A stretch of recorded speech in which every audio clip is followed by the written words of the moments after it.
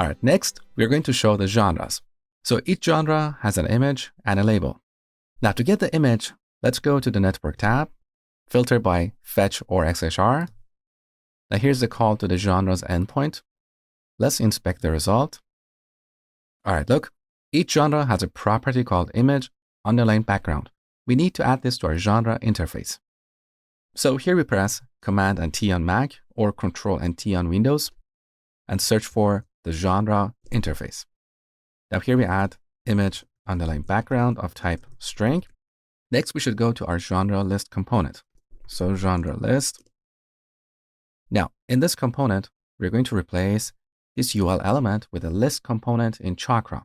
Using the list component, we can render a list of items without bullet points. So let's replace this with list that is defined in Chakra. Similarly, we should replace the li element with list item in Chakra. Okay. Now in this list item, we should add a horizontal stack so we can line up the image and the label of the genre horizontally. So let's remove genre.name from here. Instead, we add an hstack component. The component is not imported. Let me import it. Okay, good. Now let me save the changes so you can see clearly. Good. So here we have an hstack. Inside the stack, we add an image. Make sure to add the image in Chakra. Good. Now our images should be small. So here we set box size to 32 pixels. In this case, I want to use a precise value. That's why I'm using a pixel. Okay. We should also give them a border radius of, let's say, 8. And then we set the source to genre.image underline background. Now, just like our game cards, we don't want to render the full size image. We want to get the cropped image.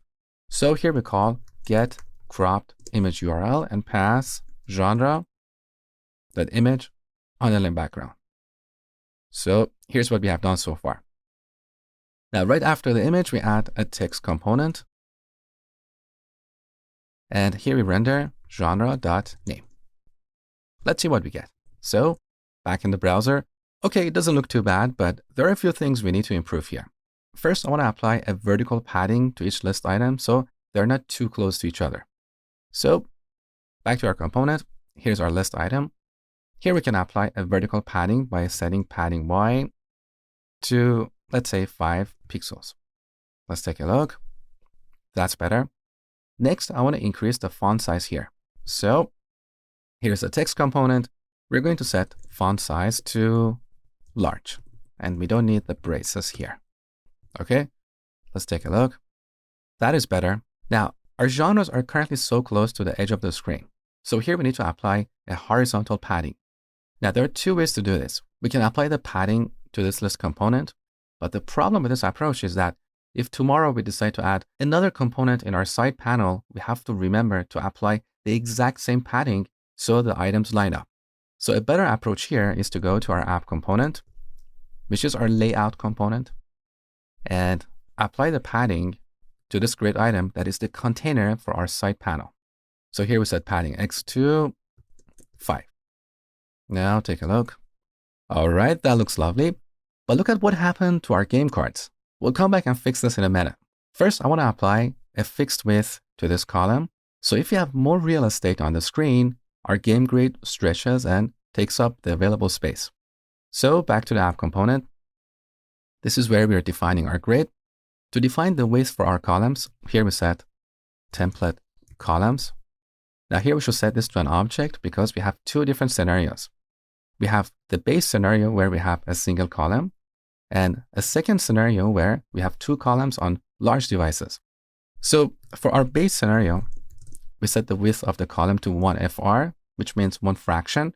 So our column stretches and takes up all the available space. On large devices, we're going to have 2 columns. The first column is going to be 200 pixels, and the second column, which is where we have our grid, is going to stretch and take up all the available space. Okay. All right, that looks better. Our side panel is not taking a lot of space, so we have more space for our game cards. But what is happening here? Can you explain why this is happening? I want you to pause the video and think about it for a minute. It's not hard at all. Here's the reason. Earlier, we assigned a fixed width of 300 pixels to these cards, right?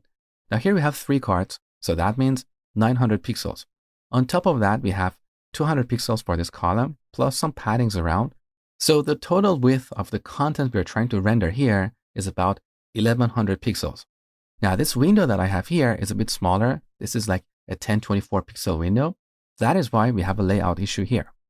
Now to solve this issue, we have to remove the fixed width that we applied on these cards and let them stretch and take up the available space. So let's go to game card container and remove the fixed width. So by default, the width is going to be what? 100%. That is just basic HTML, right? So let's remove this and see what happens. Back to the browser. Okay, the issue is fixed. Now we have too much space between these cards. So let's go back to our grid and reduce the space. So we go to game grid and reduce the space to, let's say, 3. Now take a look. That is better. Now let's make sure that our layout still works on all devices. So we bring up the DevTools and go in the responsive mode. So we start with mobile. That looks lovely. I like it. What about a larger mobile? Everything still looks good. Now what if you refresh the page? We see the skeleton at the right side. Lovely. What if we have a tablet? Everything looks good. What if we refresh? We see the skeletons. Now what if we see this on a laptop? Let me make the screen a little bit larger. Okay. This is our laptop preview. Refresh. Our skeletons are rendering properly. So we're done with this step. And now it's time to commit our code. So here I'm going to say display genres.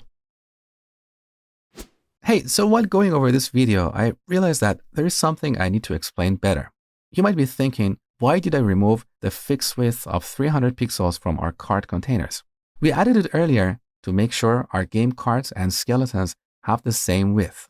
But back then, we didn't assign a fixed width to the side panel. So by default, each column took up 50% of the screen. When we showed the skeletons, they looked super small because half the screen was taken up by the side panel. But then we got the games from the server that had images, which took up more space than the skeletons. So our game cards and skeletons didn't line up properly. But now that we have given the side panel a fixed width of 200 pixels, the game grid takes up all the available space. Right now we have 3 columns here, and there is no fixed width on card containers. So each container will stretch to take up the available space, which means the space is equally distributed between the 3 containers. Now, whether we put a skeleton or a game card in those containers, it will have the same width. That is the reason why removing the fixed width of 300 pixels on our card containers solved the layout issue. The other thing that needs clarification is the size of genre images. So we're getting images that are 600 pixels wide, but showing them in a 32 pixel container. Wouldn't that be better if we gave this function 2 parameters like width and height and crop the image dynamically? In theory, yes, but our backend doesn't support this, so we cannot pass any random values here. Cropping is supported for certain dimensions, and I'm not entirely sure what those dimensions are. So that's all the explanation. Now let's move on to the next lesson.